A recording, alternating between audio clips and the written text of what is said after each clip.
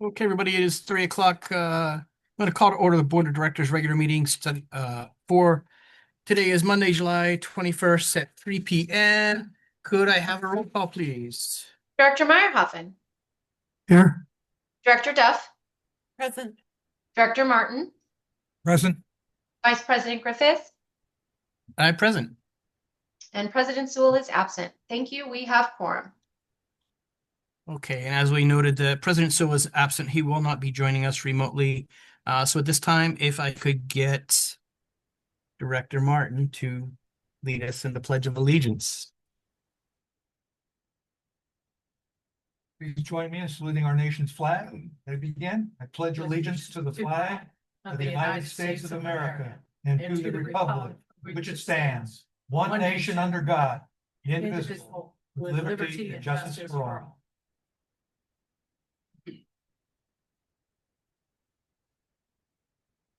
Okay, thank you. Counselor, could you please discuss the rules of procedure? Thank you. From the Mission Springs Water District Board of Directors Handbook, pages 11 and 12, all noticed meetings are conducted using Rosenberg's Rules of Order as a procedural guideline.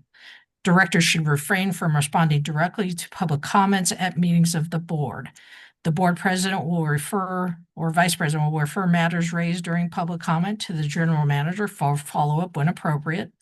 Occasionally, a prompt response may be offered when an obvious answer resolution is available, provided this is done in compliance with the Brown Act. Directors should refrain from debating or making decisions in response to public comment. The president of the board or the vice president of the board presides when the president is absent, presides at all meetings and decides all points of order and procedure during meetings. The president or vice president, when the president is absent, is responsible for maintenance and decorum at all board meetings. No person shall be allowed to speak who has not first been recognized by the president or vice president as appropriate. All questions or remarks should be addressed to the vice president at this meeting as the presiding officer. No member of the board should speak more than once about any one subject until every other member on the board wishing to speak on the subject shall have been given the opportunity to speak. No board member shall interfere with the orderly progress of a board meeting. And finally, in order to ensure the orderly progress of board meetings, the board vice president regulates the amount of time to be dedicated to a particular agenda item during this meeting. Thank you. Thank you very much. At this time, we will have any public input. If there's anybody from the public that wishes to comment on anything that is within our subject jurisdiction. Vice President Griffith, we do not have anybody for public comment online. Okay, thank you. Closed session we did do on Thursday. So at this time, we will move to item number 10, Human Resources Reports.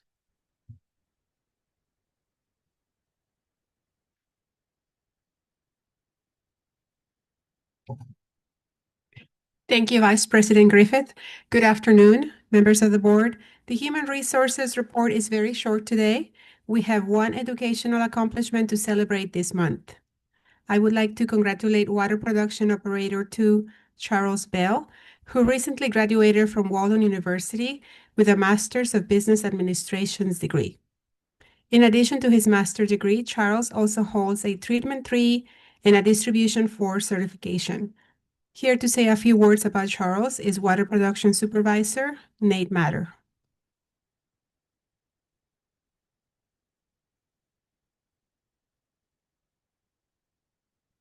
Good afternoon, Mr. President, or Chairman of the board, or the members of the board. I just wanted to say, since I've been here in the last 3 months or so, Charles has been a very big help for helping me get situated and learning the system and learning SCADA better than what I already knew. And he's a valuable asset to the team. So, appreciate it. Thank you.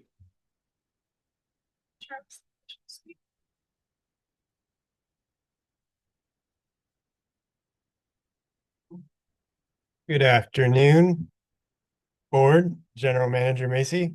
Thank you for having me be here and acknowledging my achievement. See where it takes me and continue on with my lifelong learning of education. Thank you, guys. Excellent. Yeah, we're gonna do pictures. Congratulations, because getting a master's takes a lot of dedication, especially when you're working full time. So, it's a very, very laudable achievement.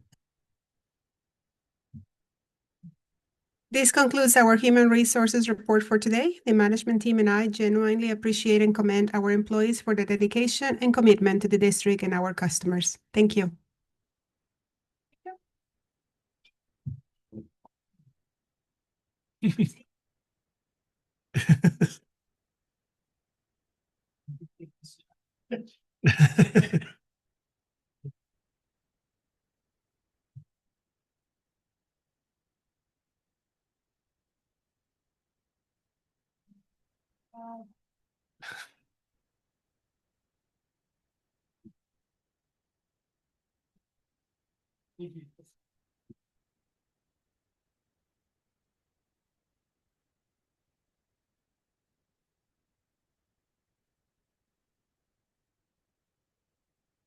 Okay, thank you. So on to action items. Number 11, Resolution 2025-17, amending the codified Mission Springs Water District Personnel Rules and Regulations, Title III Personnel.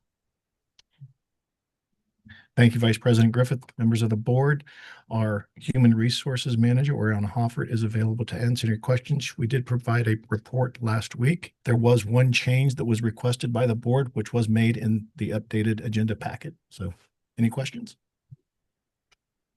Director Martin? No. Director Morrow? Director Duff? Great work. Thank you. And I have no questions. Entertain a motion. I'll move. Second. I have a motion and a second. Can I get a roll call vote, please? Director Meyerhoffen, Yes. Director Duff, Aye. Director Martin, Yes. Vice President Griffith. Aye. Thank you. Motion passes. Item 12, acceptance of bill of sale for Skyburn Village 3, Phase 3 water and sewer infrastructure. Thank you, Vice President Griffith. This item, we did give a presentation on Thursday. This is just a customary acceptance of a water line that the developer has built to our specifications. Eric Weck, our engineering manager, is available for any questions left over from our presentation on Thursday. Okay, thank you. Director Martin, any questions? Nope.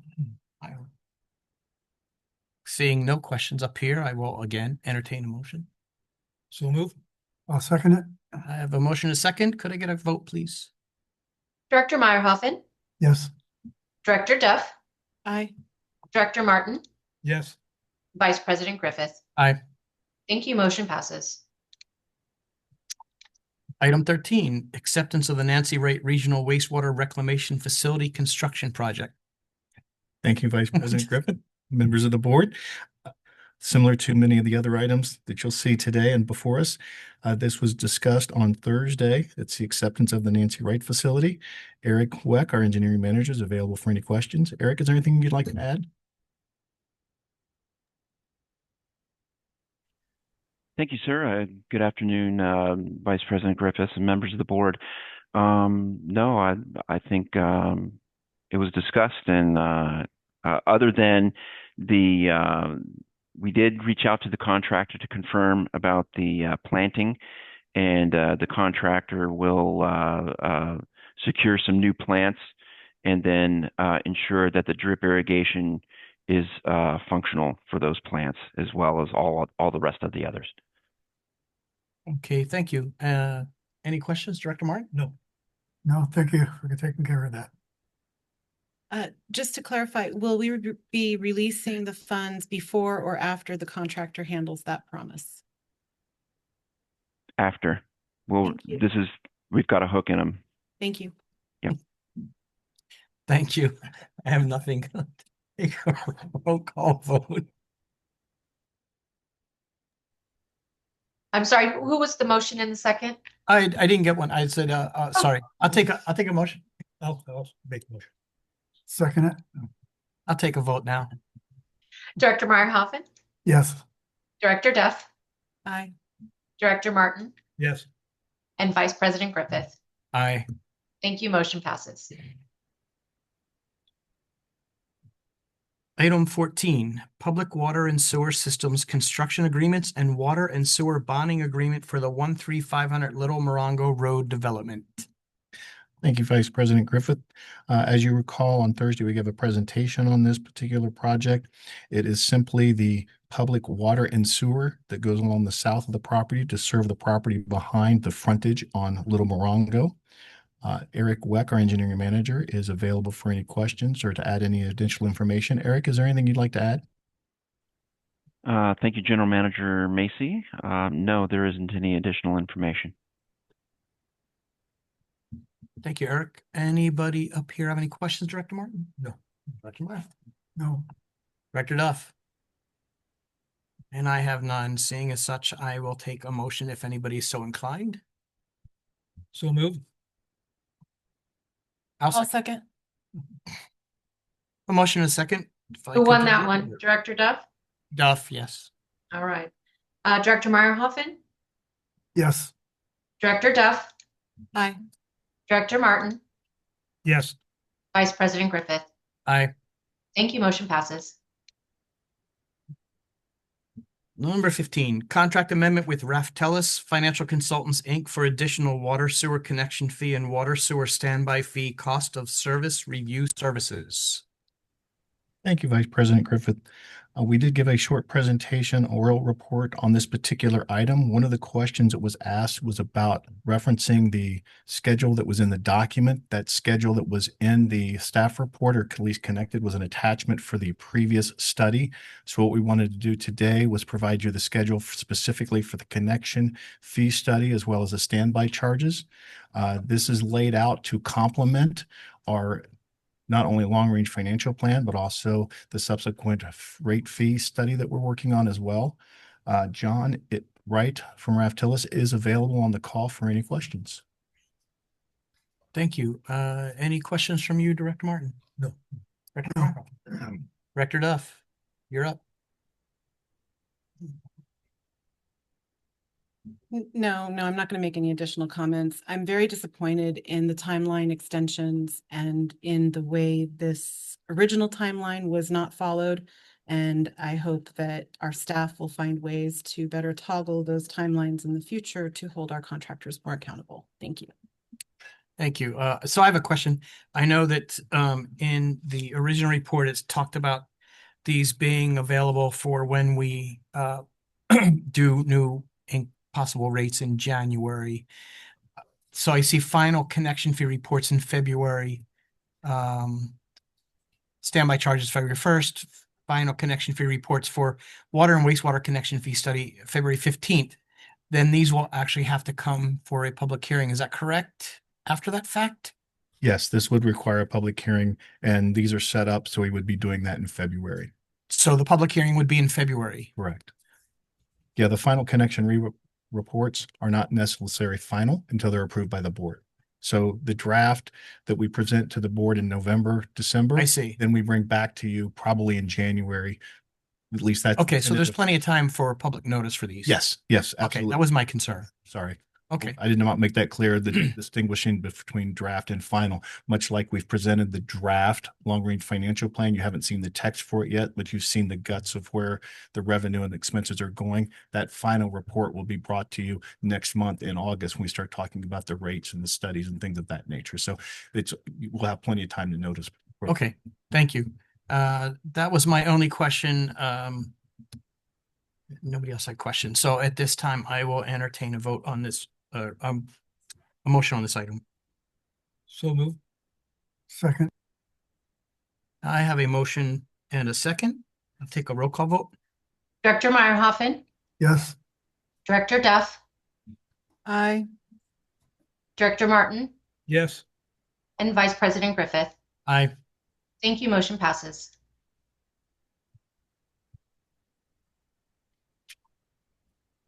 Are we really okay? Item 16, Association of California Water Agencies Committee nominations for the 2026-27 term. Consider nominating a candidate or candidates to serve on one or more of Aqua's standing committees.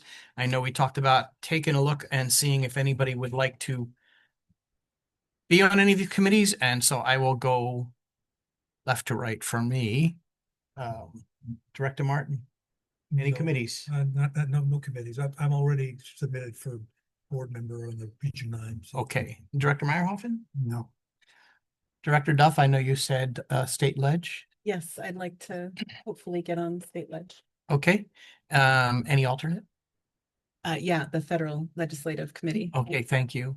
So it looks like Director Duff would like to get a nomination for State Legislative Committee and federal as an alternative. And I did not get anything from President Sewell, and I am a little too busy. So any discussion? Anybody have any comments regarding this?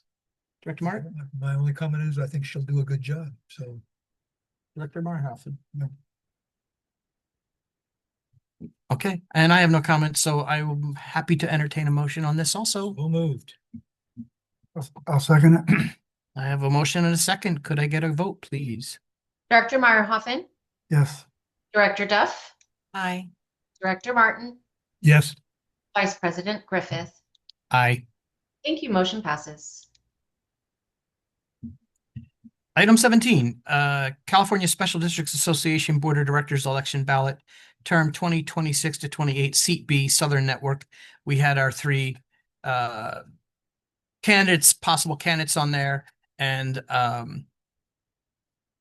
I know that we had one that actually was good enough to actually come and speak before us, which I think is a good sign. So I'm happy to entertain a nomination and a motion for that, if anybody is so inclined.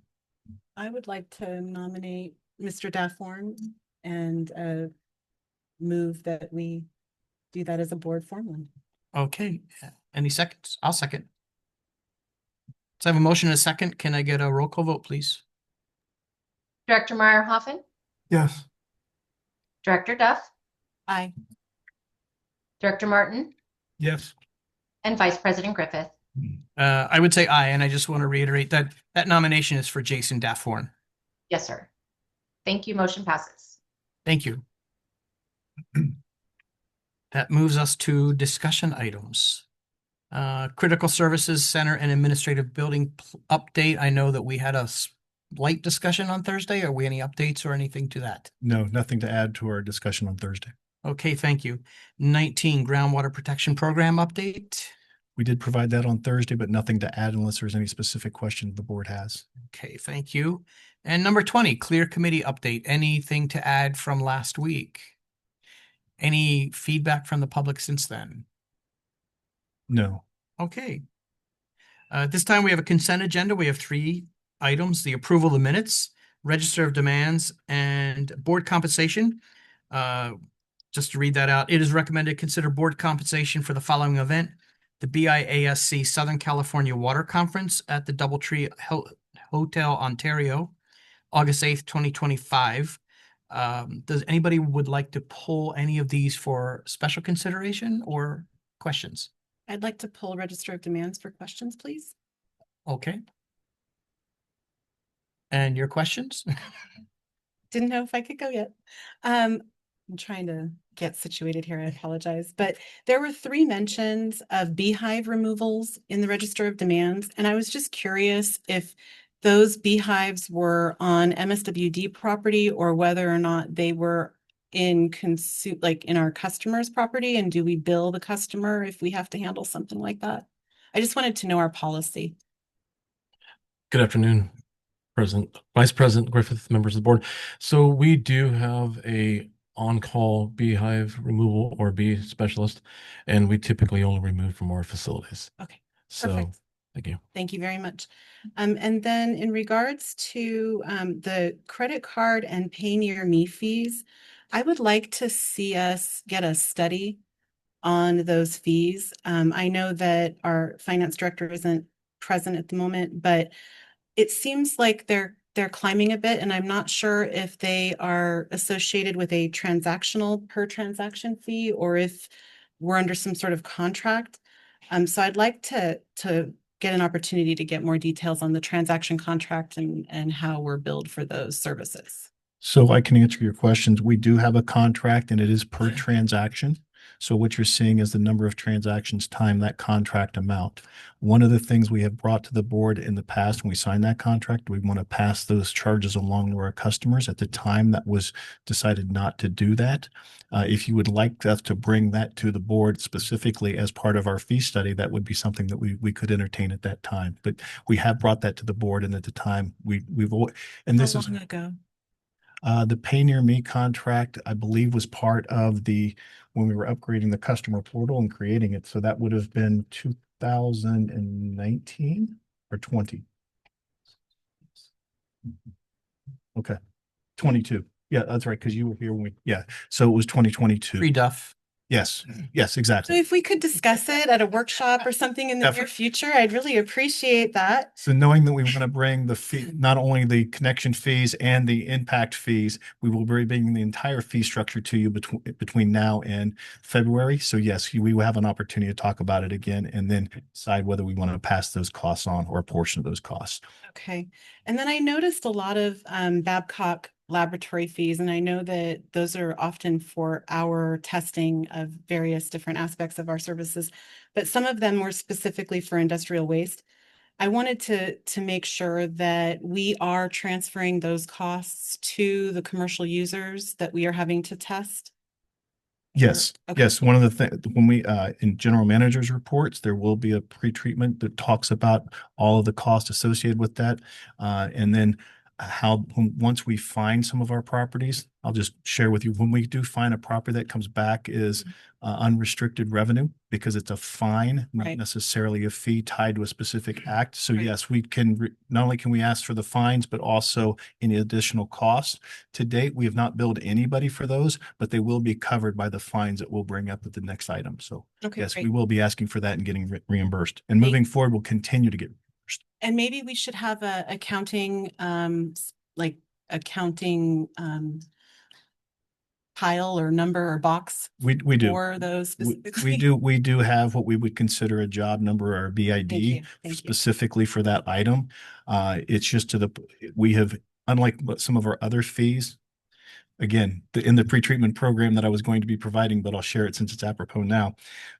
We typically would ask for all of that as we're doing the process, just because we were sort of the pretreatment was in its infancy. We have struggled to do that because we're still trying to get a handle on all the needs and how we were going to work through that. But obviously, we've had a couple of consistent violators, so we'll talk about those fines and how we're going to recoup those. And then, of course, there's other folks that are also not meeting our pretreatment, and we're going to be finding them in a similar manner.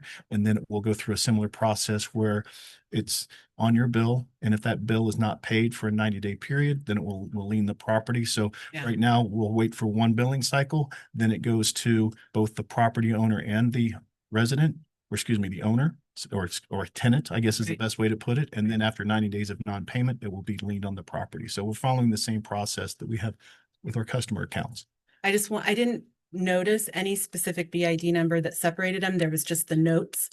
And so I just kind of wanted to draw attention, like, wait a second, we're not forgetting what we might consider small costs, but every penny has to be accounted for properly. So why we don't follow the true processes that we do with all of our other testing, we do document the address and all the other things Perfect. and chain of custody and all that. So we do track where it goes. We just have not been billing them as of yet. We billed some, not all though. So that's what we're going to start doing on a more consistent basis now that we feel more comfortable of how Right. to proceed and a lot of the different legal aspects of how we take it from a violation to a fine. Perfect. Thank you for that clarification. And that was my 3 questions. Thank you. So we can tuck that back in the consent. Okay, any other discussion on consent agenda? I am happy to entertain a motion. So moved. Second, I'll second. a motion is second for approving the consent agenda. Roll call vote, please. Director Meyerhoffen, Yes. Director Duff, Aye. Director Martin, Yes. Vice President Griffith. Aye. Thank you. Motion passes. That brings us to number 24, Director's Reports. Director Martin, would you like to go first? Sure.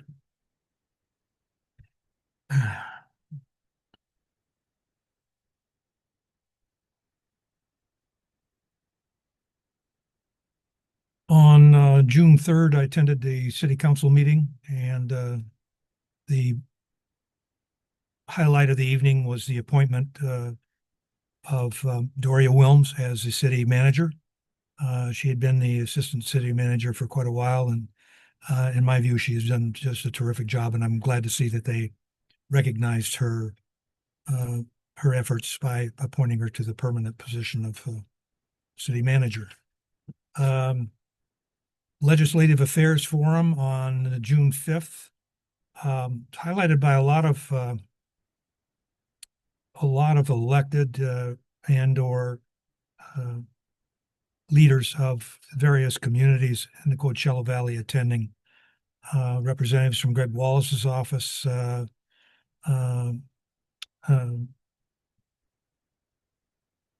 Glenn Miller was representing Congressman Ken Calver, and had leaders from Cathedral City, La Quinta, Palm Desert, Palm Springs, Rancho Mirage, and Mission Springs Water District. How about that?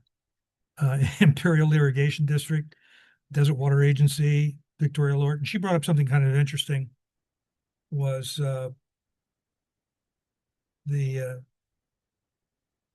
briefly went over the residential backflow reporting state requirement.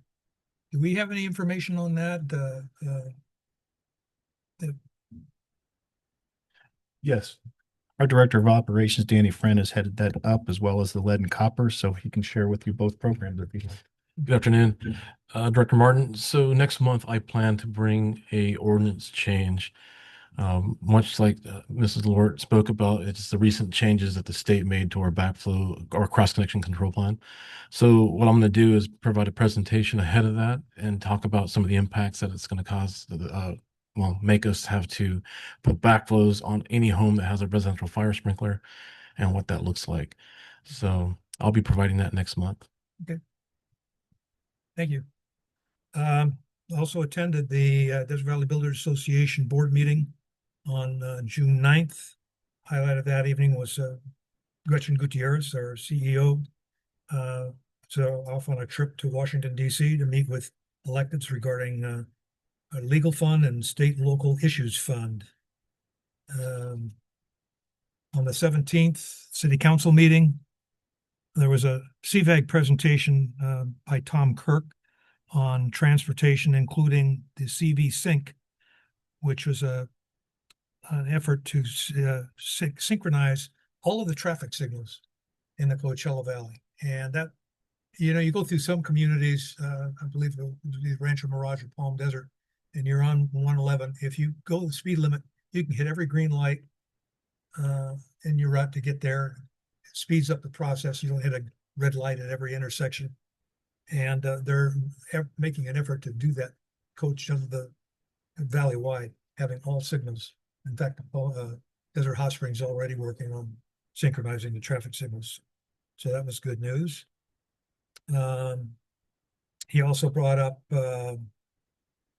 updates on on the wash flooding, sand and bridges, and homeless encampments. A community activist, Melvin Jones, I wasn't real familiar with him. He passed away, so my condolences there. Walt Myers was appointed Public Safety Commission, and they did a 2-year budget overview. That passed. The city is in pretty good shape.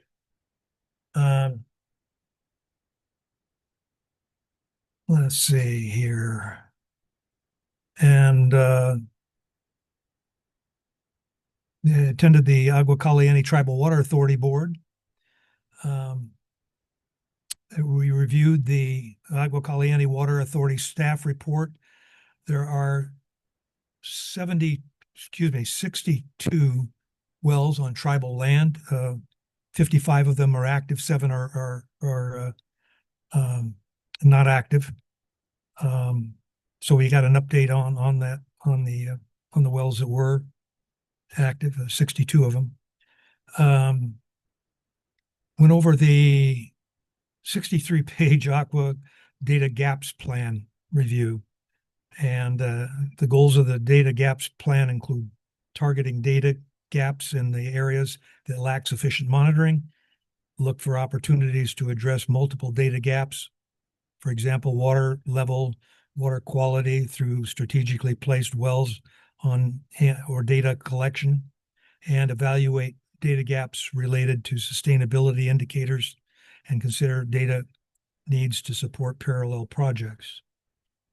Also, discussion was a modification to groundwater production permit for Bel Air Gardens. And lastly, I believe it's lastly here, we have the Cabot Museum Foundation Board of Directors meeting. We approved the financial reports, the balance sheet and profit and loss margin, and the approval of the overall budget for fiscal year 25-26. And the museum is in pretty good shape. And that concludes my report. Thank you. Director Meyerhoffen? Excuse me.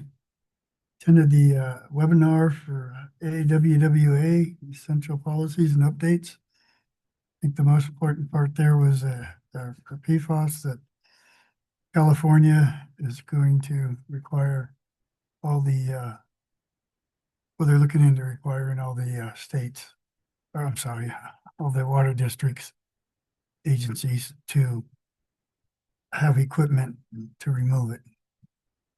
My thought on that is that we know where it comes from, and I believe that all the cities and counties need to utilize their code enforcement people to make sure that those pollutants aren't put on private residential properties.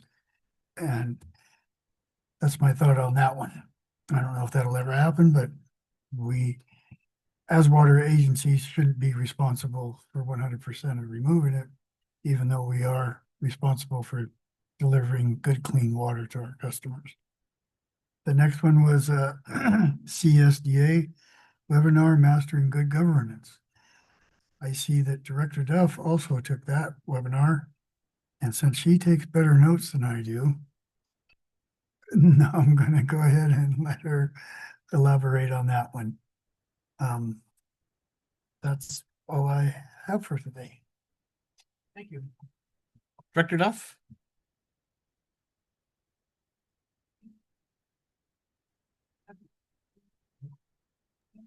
Director Duff, your mic, please. I apologize. Thank you. Sorry. On June 5th, I was on a Zoom for California Special Districts Association Professional Development Committee, where we were reviewing the results of the candidates for the winter 2025 and also had our vote. On the 10th of June, I also attended the Mastering Good Governance CSDA webinar. And I think that a lot of what they covered was from our leadership conferences. And I think they were really highlighting the necessity for all board members to be trained equally and from the same sources if possible. There were a lot of things discussed, but I'll leave it at that. On June 11th, the Aqua State Ledge Subcommittee meeting, which I'm a member of currently, we discussed SB 445 regarding CEQA, SB 616, and AB 1075. The AB 1075 was regarding allowing access for private firefighting organizations to have the legal right to connect their private firefighting equipment to fire hydrants. And so obviously a lot of us water representatives on the call said, wait, is this equipment the same exact standardization of the fire departments? Do they have all the same pressure requirements and all of the same? We're not just going to let any device get hooked up to our water system. That was a novel idea that several of us had brought up. So they were putting in a pose on that. And I just saw an email that I haven't had a chance to look, but it looks like they've made some revisions already. So I'll try and bring that back next time we talk. Also on the 12th, I attended the CVAG Conservation Committee meeting down at CVAG. And they reviewed their annual budget, discussed various grants they've been awarded for a multitude of various wildlife studies, wildlife monitoring studies, tagging and radar studies. as well as announcing that they had selected by RFP the use of $249,000 grant money to clean up 5 homeless encampment sites here in Desert Hot Springs. So specifically for our community, that was a pretty big win that CVAG is going to use such a large amount of grant funds to help the city of Desert Hot Springs clean up their out of control encampments at some of these areas. Also, they discussed their plans on wanting to prioritize. We've done a lot, I guess, over the last decade in buying properties, but they have not focused a lot on what they're going to do to maintain them and make them public. So they're wanting to kind of increase the focus of that over the next year as to how will we now transition these properties into public spaces as well as wildlife preservation areas. Then on the, let's see, the 26th, I did my biannual sexual harassment training through CSDA online, and always interesting to attend and hear all of the new ways in which people are having to endure harassment, unfortunately. And then on June 30th, attended with our Vice President, the CVAG General Assembly, which happens annually. This time it was in Rancho Mirage. And they also were able to, among everything I just mentioned from the CVAG Conservancy Committee meeting, they were able to announce that on that very day, they had just completed the phase of the CV link. And so they were very excited to announce that. And that does it for my month of June. Thank you so much. Thank you, Director Duff. I'll go next. I don't have a lot. I did a DWA meeting on the 3rd of June. The big thing on that was their energy resiliency plan negotiations.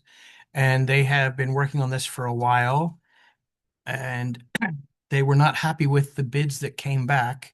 They all came back quite high. I know that Director McKenna was very, very unhappy because I know this is a big project that he's been pushing and he wants to move forward, but he agreed that the cost that they were being faced with was quite enormous. So that got shot down. On the 17th was a very long meeting with a lot of stuff. The biggest thing was financial. Their cost of living increased. And then this year for their rack rates are going up another $20 an acre foot. This is part of their long-term financial plan. I forget, maybe it's been 2 years since they passed that. But it goes up $20 every year for, I think, the whole 5-year period. So I can't remember if we're on raise 2 or increase 2, or we are 2. That's what I thought. And that was the majority of it, was all the financial stuff. Other than that, I did not do anything except for go to the CVAG General Assembly with Director Duff. I appreciate the fact that she drove so I could actually use both of my drink tickets. And I think that I actually used somebody else's too, if I remember correctly. And I wasn't driving, and that's all I have. Oh, but I did not get dessert. Sorry about that.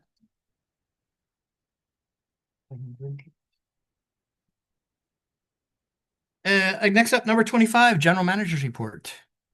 Thank you, President Griffith, members of the board. In your packet is a financial report. I will simply just go over the typical summary page that we have in that. Next slide, please. So this is through May 31st, 2025. So based on, we still had 1 more month to go, possibly 2 for expenses and revenue, if you think about the way our financial season or financial year ends. So you'd expect this to be anywhere from plus or minus 15% based on having a 2-month sequence of being able to accept revenue and expenses past the July 1st deadline. You're looking at revenue. We're actually over our budgeted revenue for operating at 19.2 million. Expenses are under by 5.7 million. So we're trending in the right direction from that perspective. And if you look to see how we rate against last year, very similar in what I would consider acceptable ranges and trends. Non-operating, our revenue was 12.5 million. Our expenses were 0.9 million.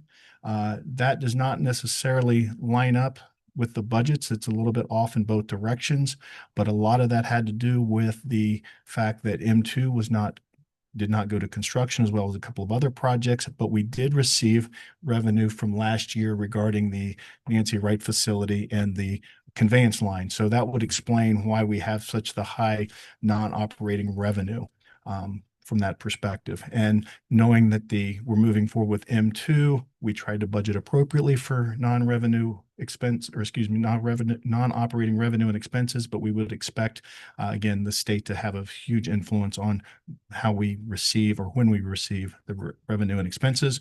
Cash is an interesting line item. It's at 66.8 million. That's up from 31 or 33 million last year. That increase is specifically due to the grant payments that we received in previous years as interest over the last couple of years. When you look at the statement, it does say cash year end. It's not necessarily all cash because we have restricted escrow, short-term and long-term, and liquidity funds for various reasons and various accounts. But the 81 million, you have to separate the 15 million that we have for the Wells Fargo. So total restricted cash is 66.8 million roughly. And we were going to be talking about as we move forward with the administrative building and how we're going to compensate that. So we don't expect that to be high, but it is where we expected it to be. And the reason it is there, if you recall, when we had a 5-year rate increase years ago, there was two various projects on there. One of them was Chrome 6. The Chrome 6 MCO was removed. Therefore, we did not spend that money, but we continued to accrue that money knowing that MCO was going to come back. So I would expect those cash reserves to start dwindling down as we start building infrastructure to deal with Chrome 6, consistent with the rate increases we had for the previous couple of years from 2016 through 2020. That concludes the finance report. Are there any questions? Director Martin? Director Myhoffen? Director Duff? I have a question. I see the escrow account is down over $2 million. So we went from 2.4 down to 388,000.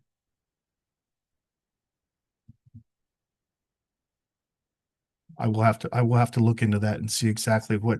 It's a big drop. Hard for there. I'm guessing we're moving our finances around a little bit, but I'll have to look into that for specific reasons. I thought, Okay, thank you. Oh, go ahead, maybe Director. I thought a couple of our loans got called and we had to pay a big bank note. We did pay 2 of them, and they were close to, I thought, 4 million. That's why when I looked across the line, I expected to see a bigger number, but it's possible that we paid one before the other, and that's why it's about 2 million. But yes, we have paid off a couple of, if you recall, when we were going through a process of how much or what is our long-term debt, we had 2 of them were through a regional bank, and that's about what the time frame when the regional banks were struggling, and actually one of them in here in California struggled and failed. So that was considered a high risk. And knowing that the amount was lower than conceived something that we could pay off at that time frame, we paid that off versus continuing to pay that debt down. It was also, I believe, a higher interest rate, somewhere around 7 or 8%. So we actually made a right financial decision, and it was brought to us as we were going through also looking at a higher than expected solar project at the time. So that's possibly what that is. If it is not that, I'll definitely bring that back to the board next month. Okay, thank you.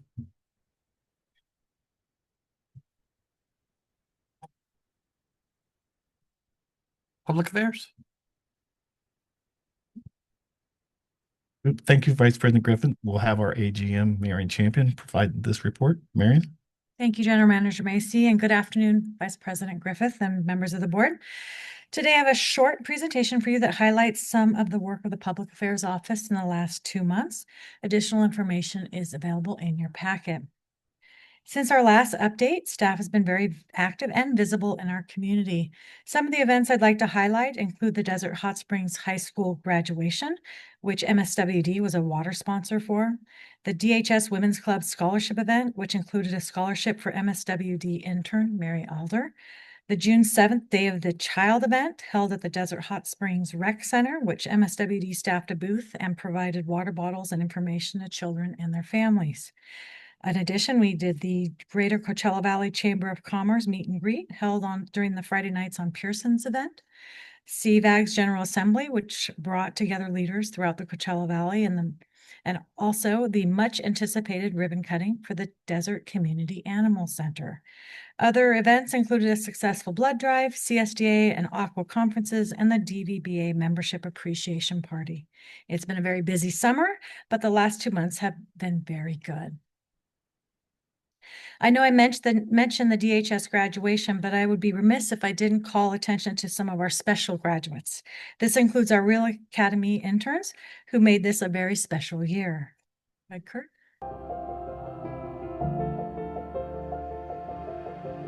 Here's a video of some of the past year with those students.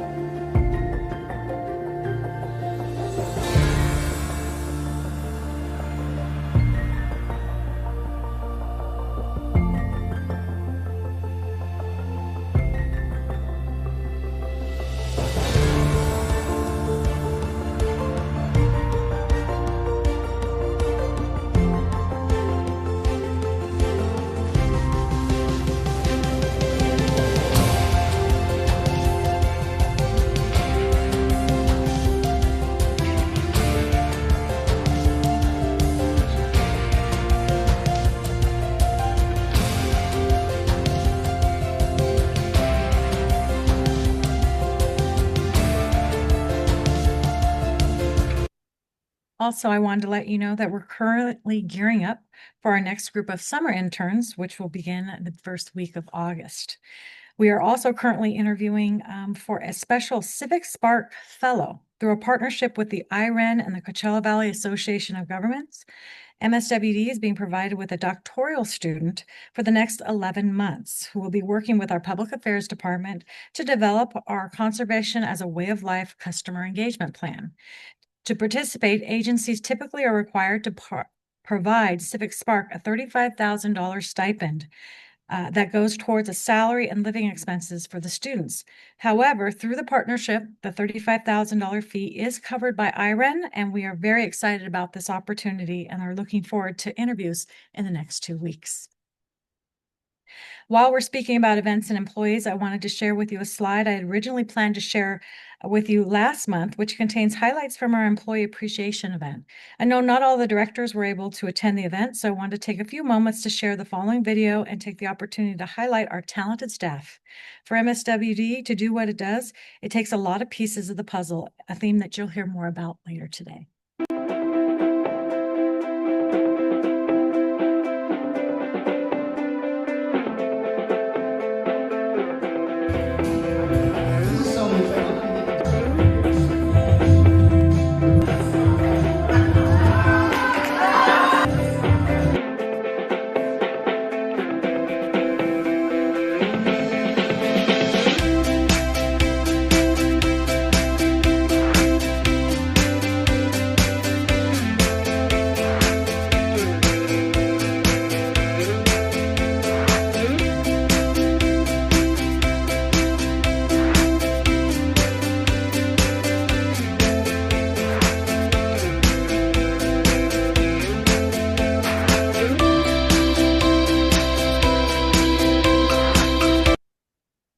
I also wanted to highlight our continued partnership with Desert Hot Springs Recreation Center.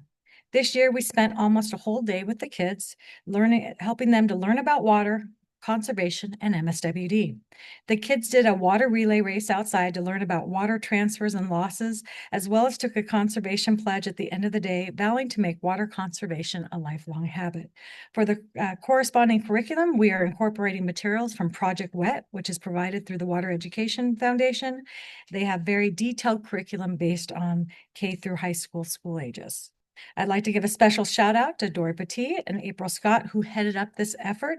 They were great with the kids and really made the programming fun, but also educational at the very same time. Here's a quick video.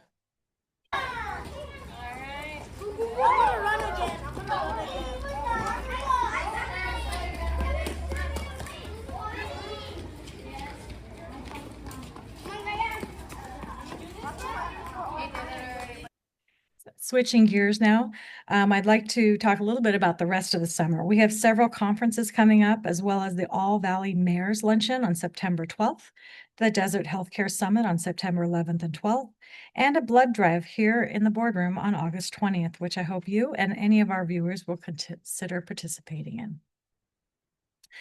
Another outreach campaign that I'd like to draw your attention to is our 2024 Water Quality Report. Published and mailed to customers annually each year, the report lists all of the testing results MSWD performed during the past calendar year. We also take this opportunity to include a variety of information about the district.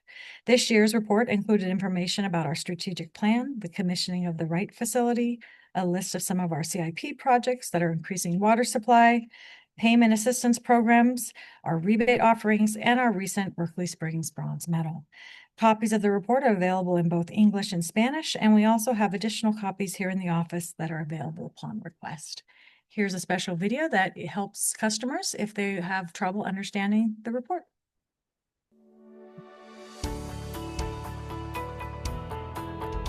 MSWD, we care about our customers. I am a MSWD customer, as well as a lot of our employees are members of the community. To make sure we deliver a safe supply of our award-winning water, MSWD conducts thousands of tests every year and details the results in our Water Quality Report, which is published annually by July 1st.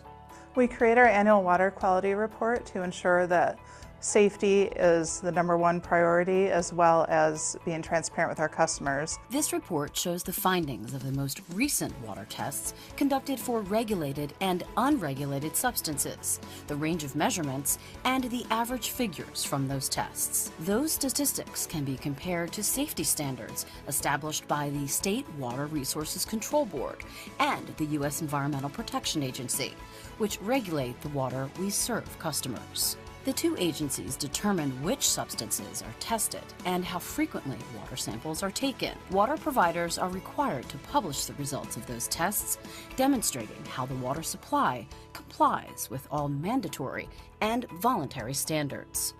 As a member of the community, the Water Quality Report helps assure me and my family that we have safe, clean water to drink every day.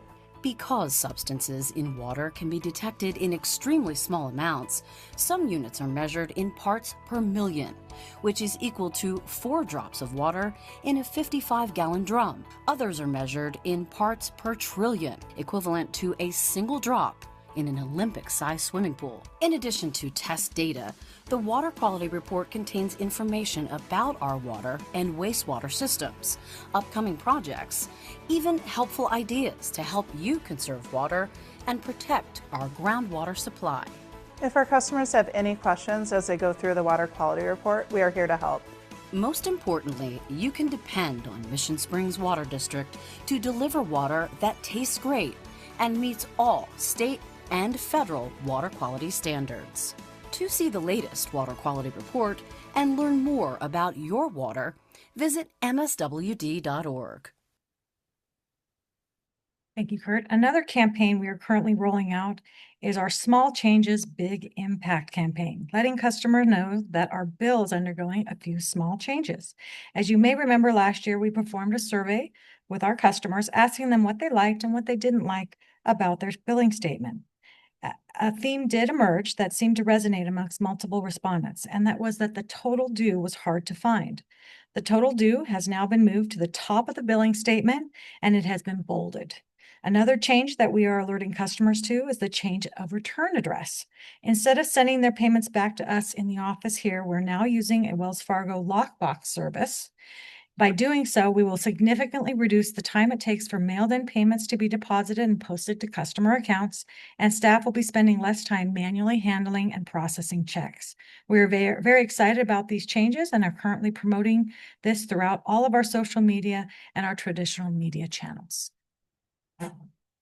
And speaking of engagement channels, our monthly Water Matters newsletter that's included with our customer statements includes several of the items I've recently just mentioned. In June, we highlighted the Water Quality Report, World Environmental Day, Summer Conservation Tips, and MSWD rebate offerings. In July, we are talking about the redesigned bill I just mentioned, the live stream blood drive, reminders for smart irrigation, and a special note to stay hydrated this summer with our favorite drink, water. And lastly, since it is a very video heavy month, I wanted to give you a preview of a few social media videos we will be highlighting during the months of August and September. We'll be rolling these out every 2 weeks, and they will be a paid promotion. As I mentioned earlier, it really does take a lot of pieces and departments to ensure the same and reliable water and wastewater services that our district provides. These quick videos put a face to the district, reminding customers that we are not just a district, but that we are a collection of individuals working together 24/7 to provide reliable water and wastewater services to our community. Kurt, go ahead.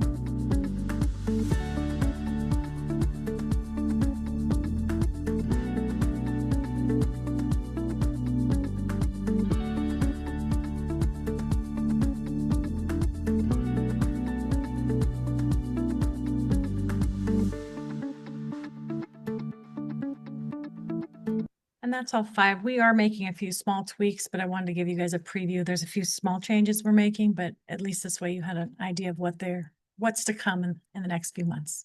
And that concludes my report. Thank you. I have a question. Yeah.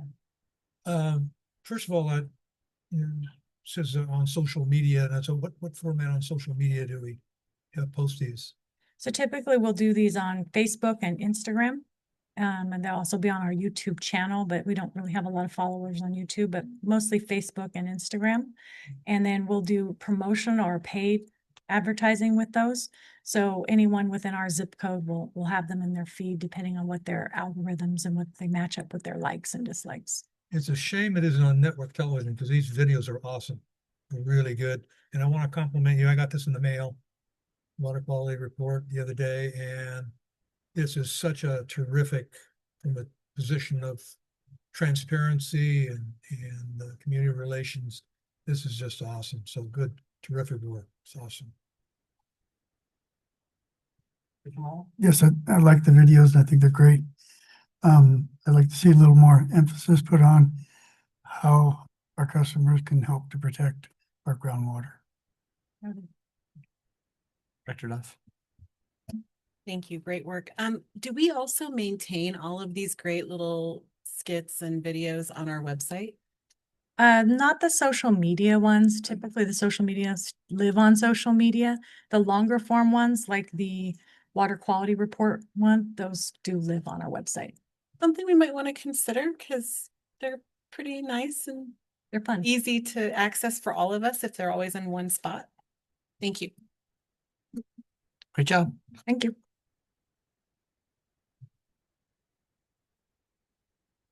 So very quickly, the last general manager's report would be the industrial pretreatment program. I know we've talked about a good portion of this, but I think there's a couple of different points that I did not bring up and I just want to touch on. The implementation of monthly testing for all our pretreatment customers. If you recall, this is something that we've sort of initiated, even though we've had a pretreatment program dating back over a decade. It wasn't as followed as some of our other programs. So we've been trying to make sure that it aligns with the water and sewer ordinances, ensuring that the wastewater discharge is compliant. As you also recall, we updated those limits. We issued a cease and desist about cease and desist back in December of 2023, but then we changed the ordinance, the pretreatment limits based on what the regional board standards were affecting both the Wright and Horton facilities. So we sort of delayed some of the compliance issues and enforcement actions, but we're now to the point now where we have been issuing fines to ensure regulatory compliance. And then, of course, our staff has been doing periodic testing through all of our pretreatment customers, but not anything specific. And a lot of that had to do with the fact that we're bringing a new treatment plan online. So our collection staff and our folks were looking at something else. Now that that is sort of behind us, now we're going to be able to start doing things a little bit more consistent and have more of a across the board response to our pretreatment program. Next slide, please. One of the things that we have not done is we have been finding our folks, but we have not been necessarily following a protocol because we just wanted to move slowly and make sure that we were doing it correctly. Working with our legal team, we are going to start putting the fines. Right now, they have been hand delivered and emailed to our customers, but following our typical monthly process with our water bills, we are going to both sending them to both the tenant as well as the owner. And then the owner will then be liened for any payments that aren't made. So that sort of pushes the issue on both not only the tenant, but also the owner. What we're looking at typically on our water bills, if it's unpaid for 90 days, then a lien will be placed on the property to secure payment. So we're going through that process. Based on where we are right now, we're looking somewhere in September, potentially with the 90-day process that we're looking at. Next slide, please. Current and proposed fine amounts, as we just talked about, billed this month and August, and then liens possible for September following the 90-day rule. The current ordinance allows us to fine up to $10,000 a day, but the fines presently are only assessed at $1,000 per day for violation. What we have found is the current fines appear insufficient to actually change behavior. So we're going to bring to the board next month somewhat of a policy to allow us to have more regulated. After 90 days or 30 days, it goes from 1,000 to 5,000, then from 5,000 to 10,000. So we didn't want to I mean, obviously, if somebody comes across, there's going to be language in there that allow us to go for the higher fines if they actually do something that is so outrageous that it impacts our treatment facilities. But right now, we're not changing behavior. So we have to put something in writing that says this is what we're going to do from a normal perspective. So we're going to be bringing something to change the ordinance to make sure that that's better defined. Next slide, please. In talking with our legal team, collected fines will be non-restricted revenue, allowing us to be flexible with the use, but bringing to the board, obviously, to assign any costs or anything that we want to use that. The funds may be allocated to remove nutrients introduced by the pretreatment users, which seems to make sense. We're not treating for them now, but we're able to maintain our system by diluting it as we go through the process in very minimal treatment. What we could be doing is looking at a reverse osmosis and start really our recycled water program with the fines that we collect. If there is any, if anyone wants to protest our collection of fines, using it to treat the outflow seems to make the most sense. So it sort of goes in line with if we did have a service fee, if we were collecting it for a specific purpose, it's sort of in line with those types of things. And again, I appreciate our legal team for helping us through this process because they have experience in Beaumont, Needles, banning, things like that. We've never done this. So we wanted to make sure we got it right. And I think we're moving in the right direction. Next slide, please. So at conclusion, we are going to have improved enforcement. We're going to be streamlining the billing process. We've never pulled a bill out and done it in this fashion. So when we do get our water bills, we have to work with InfoSend to intercept those, if you will, bring those in-house so we can add in the fine and then send them to both the owner and to the tenant. And then continue to evaluate how these fines can be used strategically to support our water quality initiatives. And then, of course, we would bringing anything back, any spending of these fines or revenue would have to come back through the board. I believe that concludes my report. If there's any questions regarding our pretreatment program, I know there was some questions about it. I think between this presentation and then what we talked about earlier in the meeting, I think answered most of the ones I've received over the last couple of days. So available for any questions.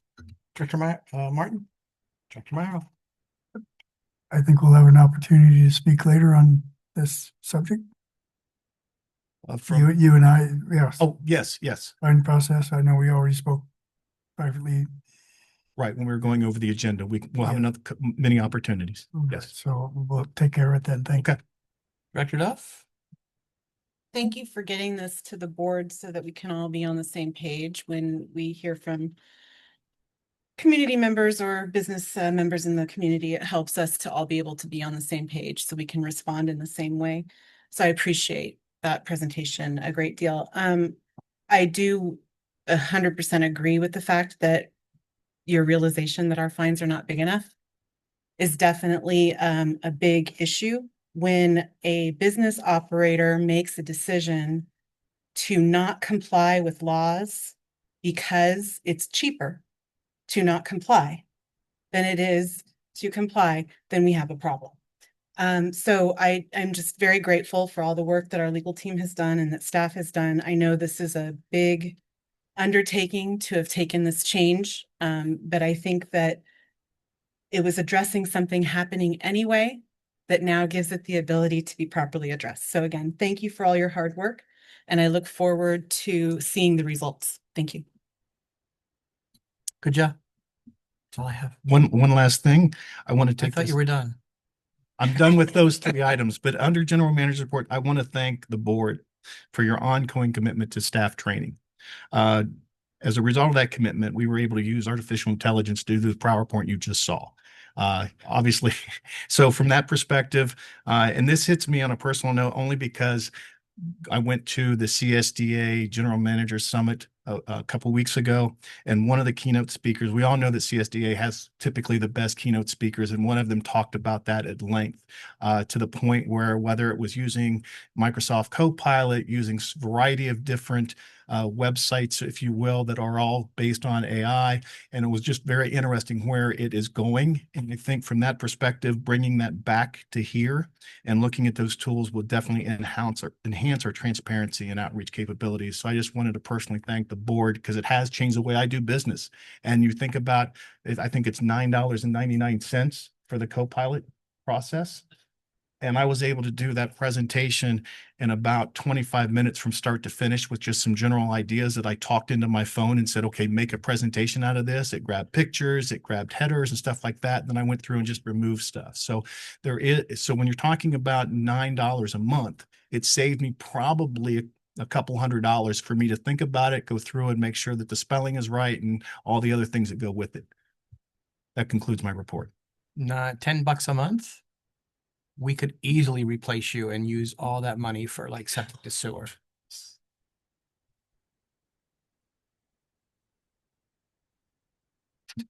That's my comment. Vice President, I do have an additional couple questions on the general manager's report, just in case you were getting ready to end. I don't know if now's the right time. Now's as good as any. Thank you. So on the general manager's report, you updated us all on two projects. The PODS project, PODS Storage Commercial Development Project. If we could start with that one. I'm a little concerned because this project we did not give occupancy to as a water district because they were not properly hooking up to our sewer facilities. And the city was preparing to provide occupancy anyways. They chose at the time to allow him to operate with porta potties. Since then, the city has determined, and I guess is able to determine, that they can give him use of a buried tank. I am extremely concerned with this pattern that has developed with ignoring our refusal of occupancy permission. This is going to be a long time before we see the developer there or its neighbor get corrected if the city continually gives them alternative routes. So I just needed to make that statement known. I'm extremely disappointed because no matter what punch list they say is complete, it's not complete. And they're allowing another business in the city to continue without properly being connected and protecting our very precious water resource. Thank you. Can I just address the pods specifically? Yes, they do have a holding tank on site. The holding tank is above ground, but obviously the lift station that goes into the sewer and pumps it out. Just for clarification, the reason that that is not able to be connected to a sanitary sewer is because the sewer in front of them is private. By the permit that is associated with that system, 6 months within our wastewater treatment facility being operational, then that system should be turned over to us and that small package plant being taken out of service. So there is a little bit of a timing hook there. Unfortunately, developer and the regional board would have to work through that process, and then we could actually connect the PODS facility. You are correct. The city of Desert Hot Springs, through their ordinance, has the ability to issue a holding tank in this particular case, but by the regional boards and state rules, it only can be there for 2 years. I know none of this is happening as fast as we want it to be, but we are monitoring it. We are sending the appropriate letters to, in this particular case, the Coachella property. We're actually sending it to the regional board, informing them of that 6-month clause in the permit, and also CCing the Coachella folks, because that is something that we do want to start assisting and taking that flow from that facility. It was conditioned that way by the regional board. So just want to remind everyone that that was a 6-month window once our plant became operational. So we are moving forward with trying to rectify some of these smaller issues, but you are correct. We do need to look at our water and protect it, and we are trying to do so in spite of some of the people that are involved in these issues. So I appreciate that clarification and the added information that you just provided. In the letters that are being written, is there any way we can include the previous letter that was submitted to the city about this particular project that laid out why we could not approve their initial occupancy? I think we can word the letter to the regional board in such a way that it references not only that letter, but also the letter we sent to the Coachella folks about what they have to do to make sure that they connect properly because that sewer's been in use. Some of it's been acted as an inline holding facility, and we want to make sure that it's cambered properly and cleaned properly, and that the concrete of those manholes has not been degraded in any way that would impact us being able to take that over. So yes, we could we'll work that in and make sure that both letters are sent to the regional board as attachments. And then also in your future communication with the city, if we could in writing, make sure they are reminded that this is a big problem for our water quality and our water protection. We'll do. And that we need to be on the same page to move forward. We'll do. And then Project Viento was the second one. The only ask I have is, did you say you or someone from the staff here, in addition to our contracted inspector, is doing the final walk? Or only our contracted inspector? No, we have our collection staff and our wastewater staff because the treatment, the pump station is actually on our property. It's at the corner of our anti-rape facility. So we have been sort of overseeing it, but we're going to actually, when we do the final walkthrough, the final punch list, we'll have both our operations staff look at it and then our collection staff as well. Perfect. Thank you so much for those clarifications. Appreciate it. Sure. Okay. I just want to read, when you do have these conversations or do you do reference things, I know Coachella is kind of the common name, but I know there was a cease and desist. I think it's called Between the Springs now. So let's be sure that any legal documents have the right name. Absolutely. Yeah. Okay, next up, district council comments. None from your district council. Finally, director's comments and requests for future items. Vice Director President, Martin? did you turn your mic off? It's on. Sorry. Oh. Number 27, director comments and requests. Director Martin. Nothing at this time. Director Meyerhoffen. Nothing. Director Duff. No. Okay. I have just a couple. One, I want to thank Phaedra for coming to join us again. It's been a pleasure. And I also want to say that if you pay attention, I don't know how many people actually listen, but if you do pay attention up here, it's probably valley-wide. CVAG sent out a CV Link survey and asking people for the next future segment. And I would really urge all the DHS residents to respond to that because we were promised when the initial part was done that we would be the next link. And it looks to me, I could be wrong, but it appears to me that they're actually trying to solicit other options. I know that they would not want to have to spend all that money probably to come all the way up here, but we are frequently overlooked because we are north of the 10. And I would strongly urge anybody who's listening, put your survey in and tell them that you want something to connect DHS to CV Link. We need some bike lanes. It would really help us a lot. And so that is my PSA for today. And with that, this meeting is adjourned.